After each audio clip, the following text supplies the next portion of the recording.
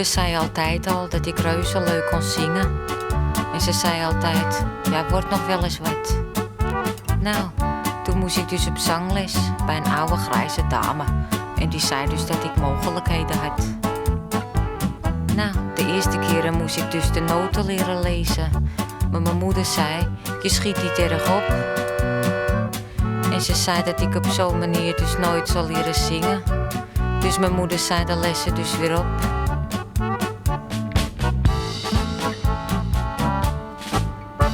Nou, toen nam ze me dus mee naar een meneer die het kon weten. Want die was dus vroeger drummer in een band.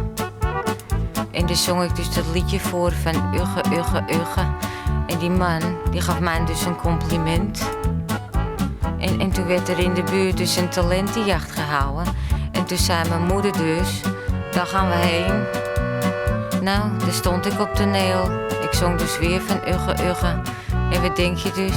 Ik werd dus nummer 1.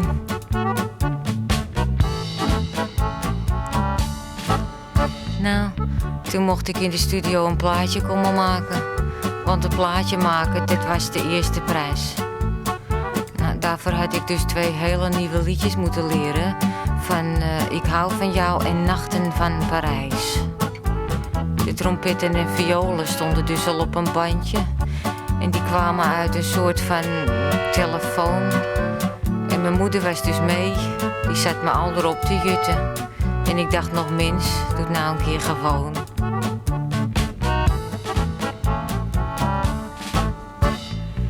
Toen het klaar was, vroeg mijn moeder dus of het nog wat betaalde. Maar we kregen enkel reisgeld en sesjoer.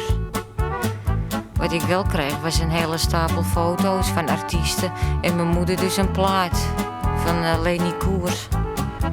Nou, we hebben dus wel heel lang op het plaatje moeten wachten. Maar verleden week, toen lag het in de bus.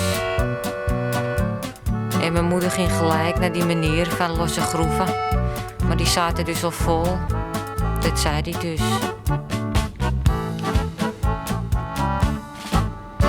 Nou, toen zei mijn moeder dus, je moet het Tros een keertje schrijven, want die hebben leuke shows met veel muziek. Maar mijn vader zei dus, nou, dat kan de kind dus wel vergeten, want het is er enkel vriendjespolitiek. Nou, toen ging mijn moeder dus gelijk mijn vader zitten katten van, weet jij nou veel en laat het kind begaan. En toen ging ze dus vertellen wat artiesten dus verdienen, want het had dus in Veronica gestaan.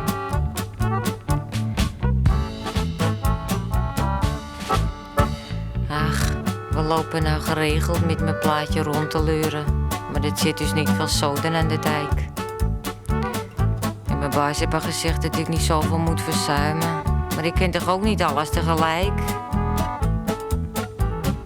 Ach, ik vind het stront vervelend, want ik hoef dus niet zo nodig. Maar mijn moeder zit er erg achterheen. Als ik ooit nog eens een keer aan een talentenjacht zou meedoen, nou, dan weet ik liever nooit meer nummer 1.